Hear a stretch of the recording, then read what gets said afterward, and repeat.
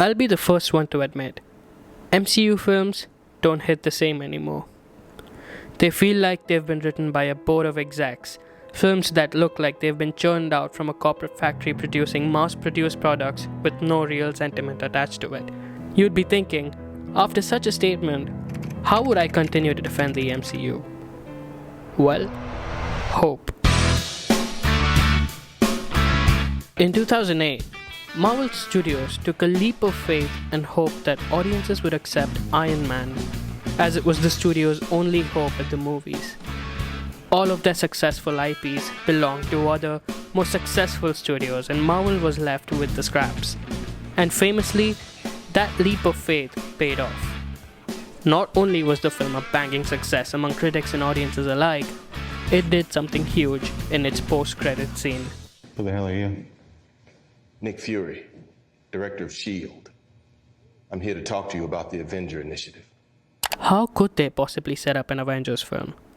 Nobody had expected Marvel to pull it off well, and with the way Marvel's next few releases were received, odds of an Avengers film coming together perfectly seemed bleak.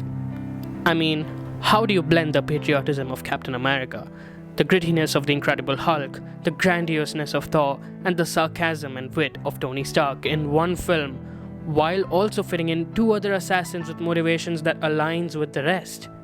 Iron Man might have been the inception of the MCU, but the franchise that we know and mostly love today is because of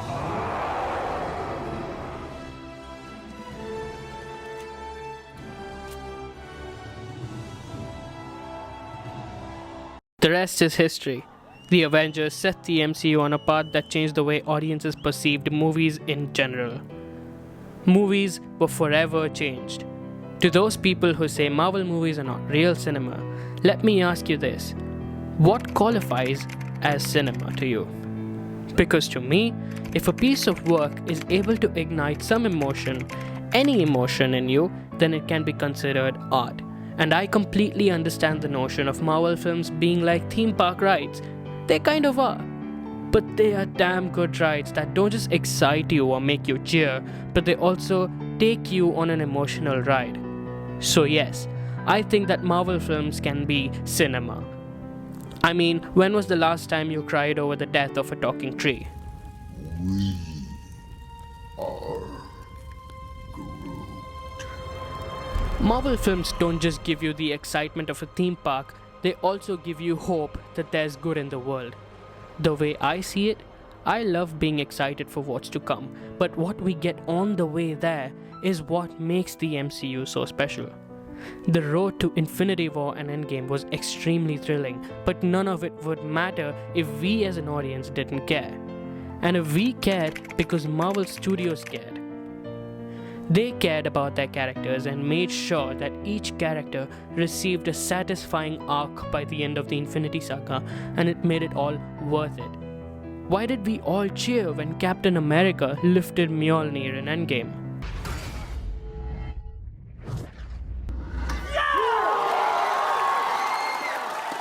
Because it made perfect sense. Because the journey before it, the journey we embarked on with Captain America, justified his worthiness of Mjolnir, and it now stands as one of the greatest cinematic moments in the history of cinema. nothing. Endgame had the impossible task to wrap up the stories of 6 core Avengers and juggle the stories of 38 central characters from 22 films that came before it. Just logistically, it shouldn't work, but it did, and it was beautiful. Avengers Endgame momentarily became the highest grossing film of all time. And right then, Disney announced this. Disney Plus was here to stay, and Marvel Studios was ordered to make as many new original series for the streaming platform to reach as many new subscribers as possible. Riding off the Endgame hype, pretty much everyone cautiously loved this idea. And then Marvel Studios announced its Phase 4 slate in SDCC 2019. Marvel Studios was moving on from the Infinity Saga in full force, that too. 10 projects over the course of just 2 years were announced. But were the audiences ready to move on this quickly? The pandemic hit in 2020, which shifted Marvel's entire slate and caused significant delays.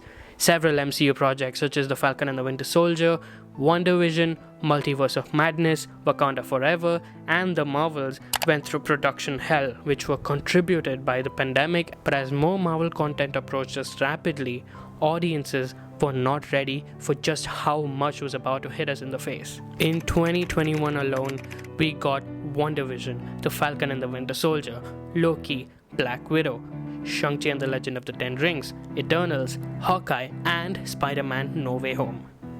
But what came afterwards is what really hurt Marvel's brand. Miss Marvel, Thor Love and Thunder, She-Hulk Attorney at Law, Ant-Man and the Wasp Quantumania, Secret Invasion, and The Marvels. Most of these projects suffered from rewrites, troubled production, and an overall lack of cohesive storytelling, as they all told stories from different corners of the MCU. This was unlike the interconnected and coherent storytelling that we were used to in the Infinity Saga before it. This was already too much content for fans to consume, let alone general audiences. These particular projects suffered from Marvel and Disney's quest to produce more content in as less time as possible, which meant that now they were focusing more on quantity over quality. This gave birth to extreme toxicity on the internet. Fans have become insufferable as they keep asking for more, and even when Marvel delivers, they find ways to complain. For example, when Deadpool and Wolverine's trailer was released earlier this year, some people took to the internet to complain about the film's color grading. Purely through a YouTube compressed unfinished film's first look, people had drawn such extreme conclusions. And that was when I thought, maybe it's us fans who are the problem. Now, what qualifies as a good film is subjective and up to personal preference. But according to my calculations, at least 32 out of 45 MCU projects that have come out so far vary between phenomenal to pretty good. There are only a handful of projects that are either average or just bad. So as a fandom, why are we incapable of allowing the studio that has kept us entertained and invested for so long some room to mess up? Nobody is perfect. And from my knowledge, no other studio is either as big as Marvel Studios or as consistent. So what if Marvel messed up here and there?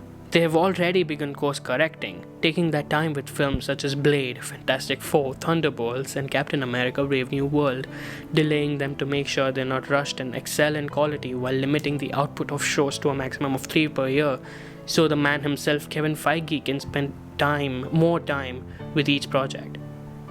And with the smashing success of Deadpool and Wolverine, which should largely be credited to Ryan Reynolds and Sean Levy, and the announcement that RDJ will be returning in Avengers Doomsday as Doctor Doom,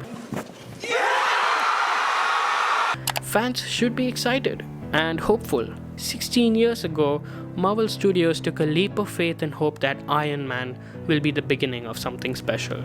Today, it's our turn to hope and take a leap of faith in the studio that worked so hard to deliver some great stories to us in the past by sticking around and letting them know what we want without being toxic on the internet and outright hating on the MCU. Because if you're here to hate, you should reconsider calling yourself a Marvel fan.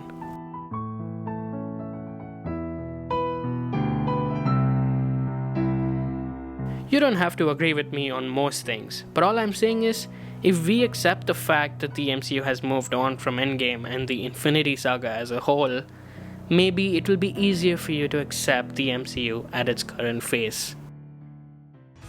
I hope you liked this video. I'm just starting out and I hope to do this full time someday, and I would really appreciate it if you could show some support by subscribing to the channel and sharing this video to any Marvel fans that you know. Thank you so much for watching and have a great day.